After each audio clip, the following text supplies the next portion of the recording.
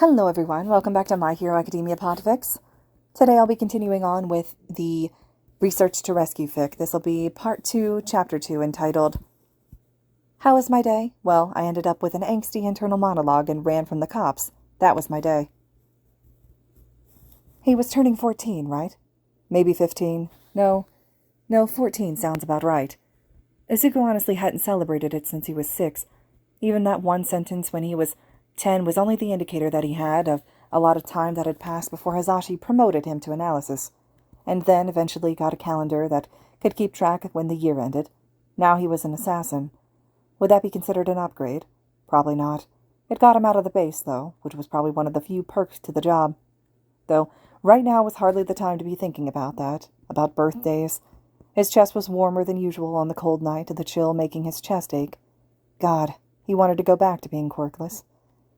He wanted to go back to being 6, sitting in that small apartment with his mother, rocking in the desk chair and asking her to turn on another All Might interview. She would laugh, give him a warm smile, and attempt to find either a new video or one of his favorites.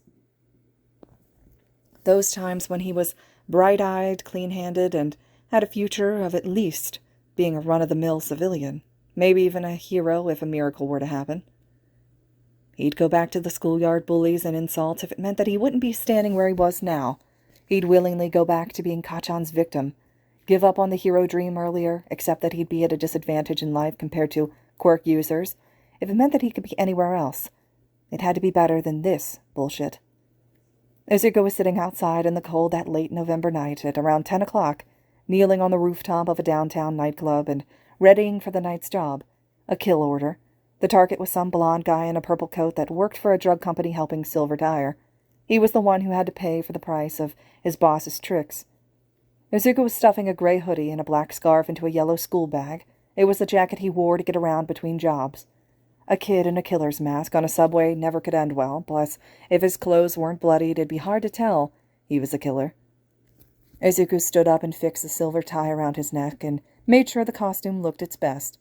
He wore black slacks, a dark green button-up, a black vest, and the silver tie. The only thing that was off were the red tennis shoes. There was also the green jacket, open to reveal the iconic suit underneath. Well, the suit was more of a calling card than an icon. All Dyer members on a job wore a partial suit and a silver tie, which was practically mandatory, unless the job was discreetly tailing someone. What Izuku loved about his green jacket was the material. He wasn't quite sure what it was exactly. It had some metal woven into it that made it hard to cut or burn through, though the specifics were never shared with him.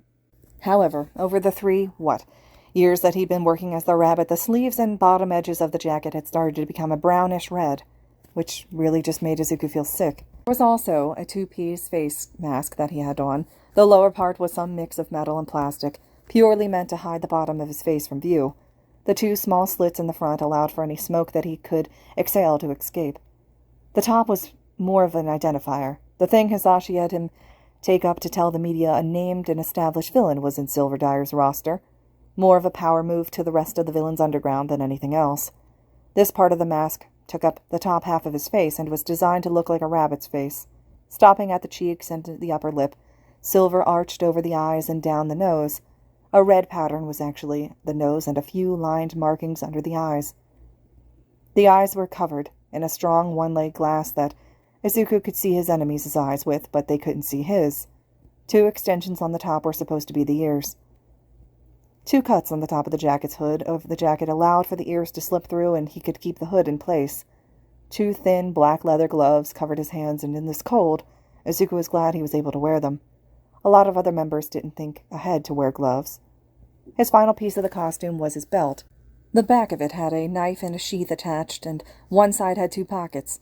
One of the pockets on the side of the belt held small rocks that he could use as projectiles. The other was divided into 2 sides, flash bombs and smoke bombs, with everything he needed ready to kill someone. Not that Izuku likes doing this. Izuku genuinely hated this part of his job. He'd much rather stick to the analysis-only bit from when he was 10. It was something he was guaranteed to be good at. No, a hero intervened, and I couldn't complete the mission and get in trouble with Hisashi for it. There was especially no risk getting caught by a pro if he sat in his room watching heroes all day, or seeing a dead body, worse, a dead body he creates.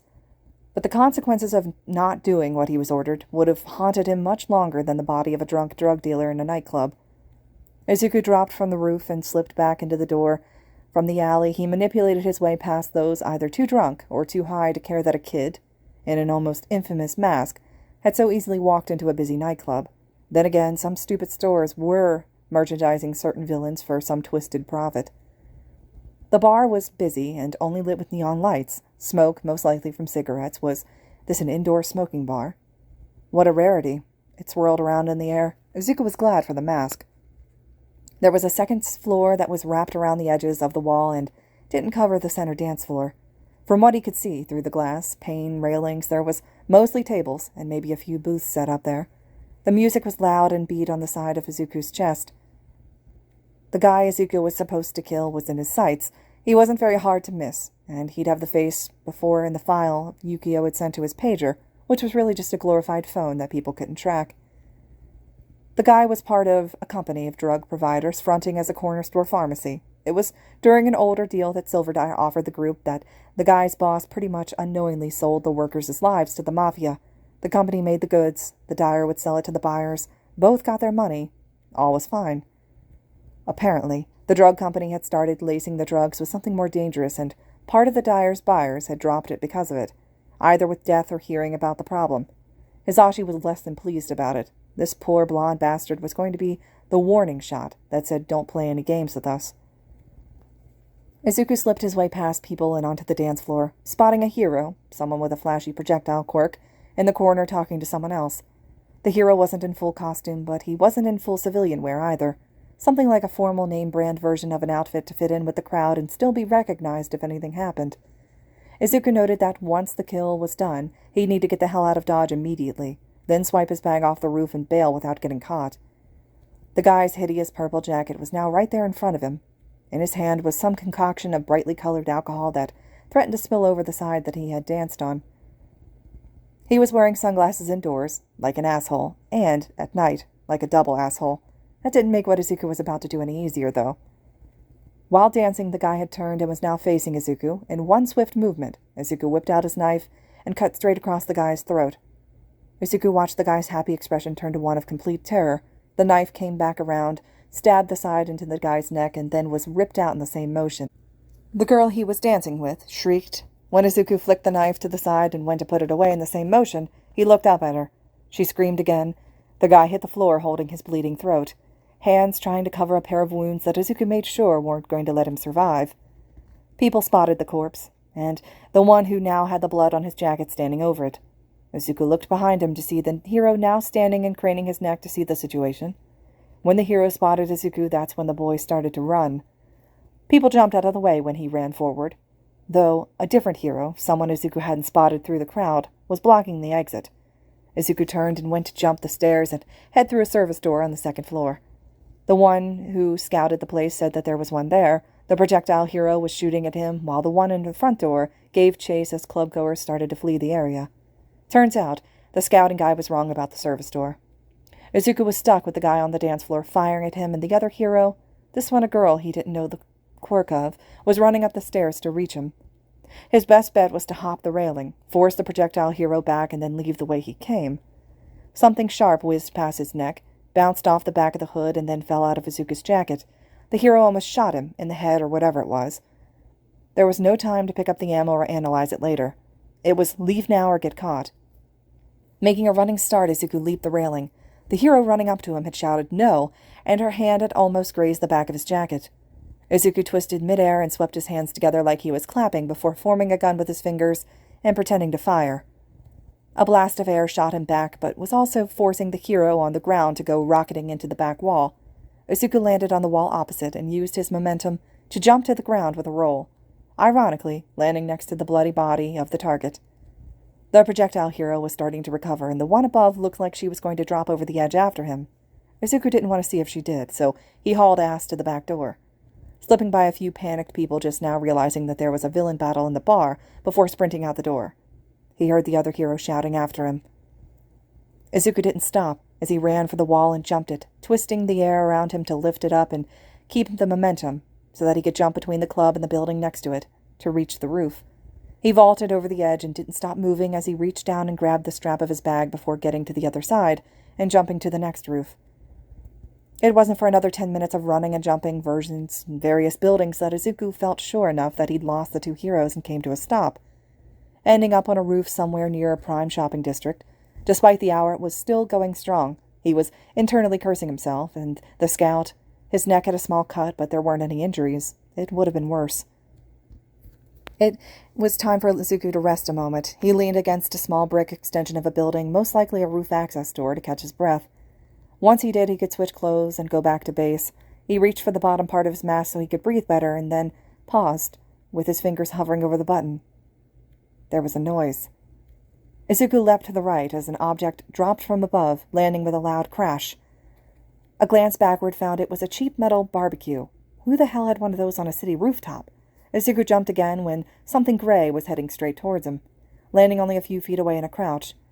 Looking at the source, he spotted a different hero, wearing all black with a weird gray material wrapped around him like a scarf. His hair was standing on end, and there was gold goggles covering his eyes. Izuku processed this in 3 seconds he had before. The hero was suddenly heading straight towards him. Jumping out of the way and narrowly dodging, Izuku then made the split-second decision to jump to the side and drop to the alley. Once on the ground, he started running. The hero wasn't far behind.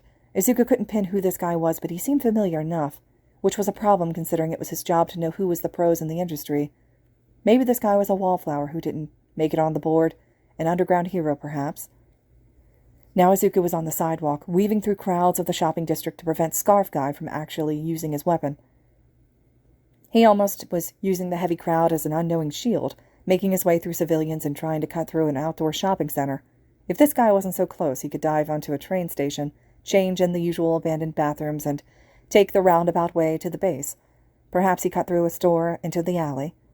But before Izuku could switch routes to a store, he jumped into a mostly cleared area by mistake and had to skid to a halt before he went any further. There was another pro just ahead, standing with his arms crossed like he was going to get in a fight. This one was familiar, though. At the sight of the rabbit, most civilians watching in curiosity started to scramble to get away. "Hey, Eraserhead, need some help?" Present Mike said in a cocky tone. His voice was louder in person, but he wasn't even using his quirk. Izuku used to idolize Present Mike. Not as much as All Might, but he was still up there. This guy was just starting to get big in the pro-hero circuit when Hisashi had showed up. Meeting him used to be a dream. Now it was just inconvenience and possible trouble. "I had it under control," said the hero behind him. In Eraserhead, the name rang a very distant, very tiny bell. Maybe Izuku analyzed him before but couldn't find anything? That was a while ago, though. Maybe he should try again. Eraserhead was definitely an underground pro, though. One thing that Izuku did know about him was that he could temporarily erase a person's quirk, and that he was good at shorter fights. Though the how the quirk worked part was a mystery. There were still too many people in the area for Izuku to feel better about getting into a full-on fight. Stragglers and video recorders were hanging around the second floor and looking down at them. Izuku wasn't going to hear the end of this if the recordings hit the internet before he got to bed. Hisashi would surely have his own piece to say about it. That was one speech that Izuku could live without hearing. Izuku whipped a plain Zippo lighter from his pocket, lit it, and simultaneously manipulated the fire so it arched up and in seconds was quickly wrapping around the upper levels. A few people immediately left, but not all. Well, he tried. The fire was just about to circle around and hit the ground near Eraserhead when he lost control of it, and it fell around the hero. The constant ache that he had sitting in his chest since the quirks showed up was now noticeably gone as he slipped his lighter back into his pocket. He also felt more colder than he did before. Eraserhead's hair was standing on end at the same time that Present Mike had started a loud scream attack in his direction. Izuku, hoping Lightfoot would still work, he leapt back, finding the physically altering quirk at least partially working. Jumping was more effective when you're lighter than average. Before Mike could recover, and while Eraserhead's hair had momentarily stopped floating, Izuku took a few moments to whip the rocks out of his pocket and used fast-moving air to rocket them in Mike's direction. Flattening his hand so that the rocks weren't smooth pebbles that were in his pocket, before Mike could process the rocks aimed at his face, Izuku had spun on his heel and started running through the nearest store. There was a loud yelp as the rocks made contact, and Eraserhead had started to chase after him. The scarf quickly darted for Izuku's legs. Present Mike had said something along the lines of "Eraser!" as some sort of warning before another shout attack was barreling at Izuku's back. It pushed him through a window, display for clothes. He had 3 seconds to get up, ignore the glass stuck in his ankle, and start running again. He pulled his lighter back out of his pocket as he ran. He'd lit it and sent the fire out to his left, setting multiple displays on fire and causing the few who were actually inside the store to stop staring at the person who came through the window and leave. Some out the front door, 2 out the back. Someone was still following him, though. Izuku risked a glance back to see where the heroes were. Both were in the store after him. With one sweeping motion of his hand, fire jumped out at Eraserhead. The hero had paused so he wouldn't run into it. Those seconds allowed him to get out into the alley and start running up the street, Zippo now back in his pocket. A scream attack pushed him forward again. His foot caught on something and he twisted mid-push, back landing hard against the side of a car and denting the door slightly as the car was pushed away from the sidewalk. Izuku was getting up when he looked down the alley to see Present Mike running towards him, Eraserhead right behind with a smoldering shoulder. Squealing tires and loud gunshots caused Mike to stop where he was at the opening of the alley, so close to Izuku, and lift an arm to defend his head. The other went out to keep Eraserhead from leaping into the fire zone. "Rabbit, get in!" said a harsh voice, and Izuku, without really looking, got up and leaped into the open side of the door that was a maintenance van. The man he jumped past with the guns was wearing the black slacks, white shirt, vest, and tie that everyone wore while on a job. The barrel of the gun was aimed at the pros and was firing quickly. Civilians had already abandoned the scene after Present Mike's scream. Once Izuku was in the car, it had started down the street with another squeal before the door even closed. The gun guy now in the passenger seat, admitting the gun was empty and it was dropped somewhere behind the seat. Izuku felt his heart rate calm down. He could feel smoke that had stuck in his lungs during the fight, curling at the top of his mouth, and he opened it to let it out. It escaped through the vents on the mask, and Izuku took the bottom part off, slipped out his backpack to put it in, and was in the middle of reaching for the top piece when another disturbance happened.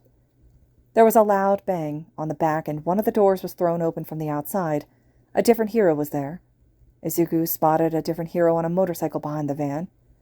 Upon a different glance, Eraserhead wasn't giving up this fight, was he?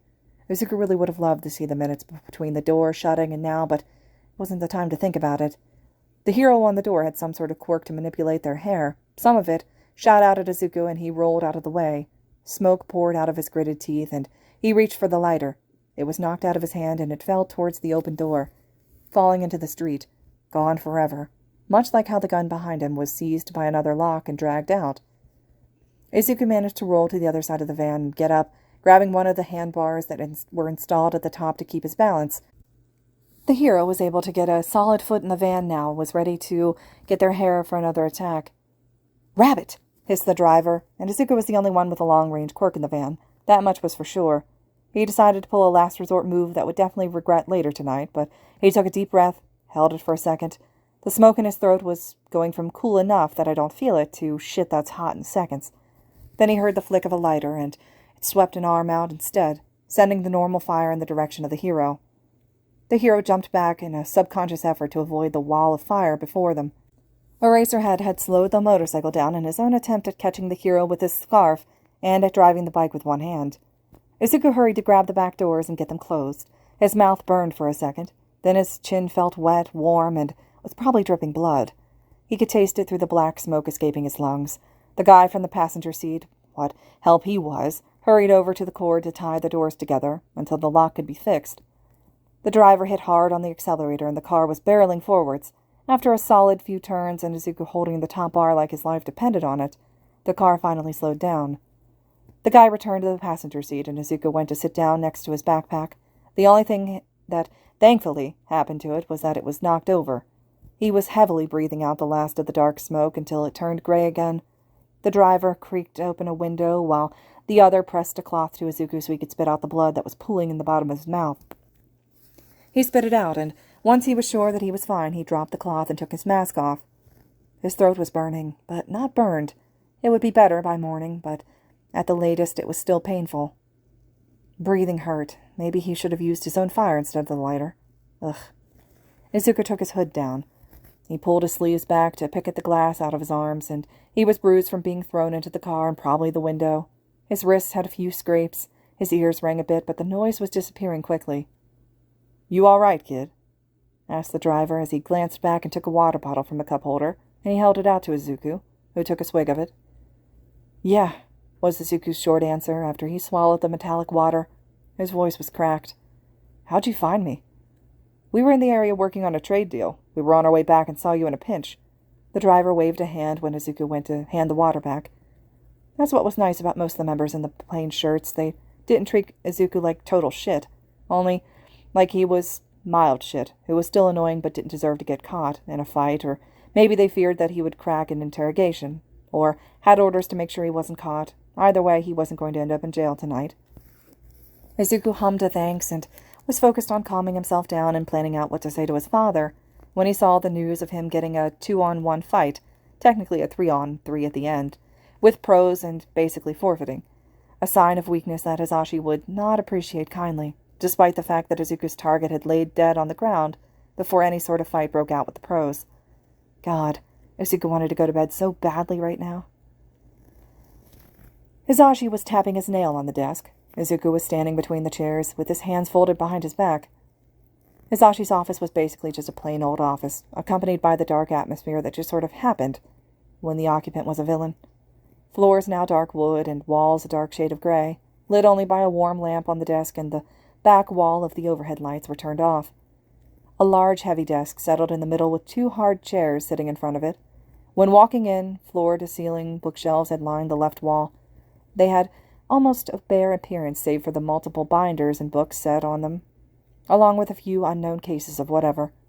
To the right was a TV monitor, mounted on the wall. It was softly playing the night's news report.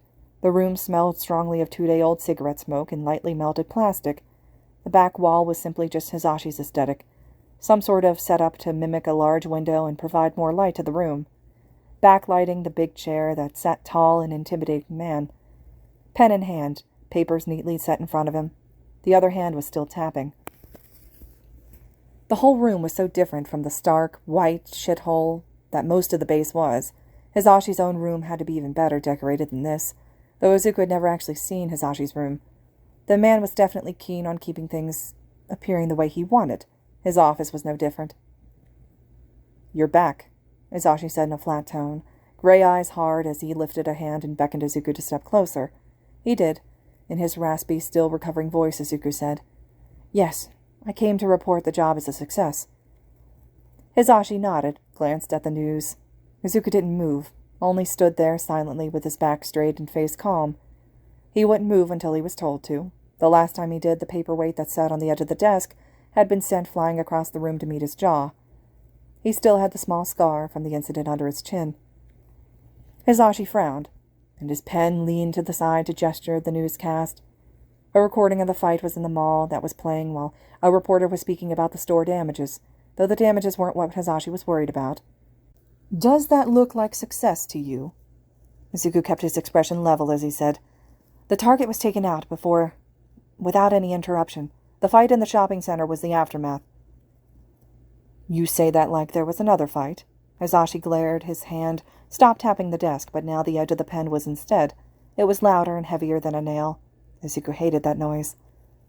"Well, there was one minor incident in the nightclub right after the target went down. 2 heroes inside had spotted me. I got out of there as quickly as possible, and no one was injured. I don't care if anyone was hurt." It was quiet for a moment before Hisashi sighed. "All right.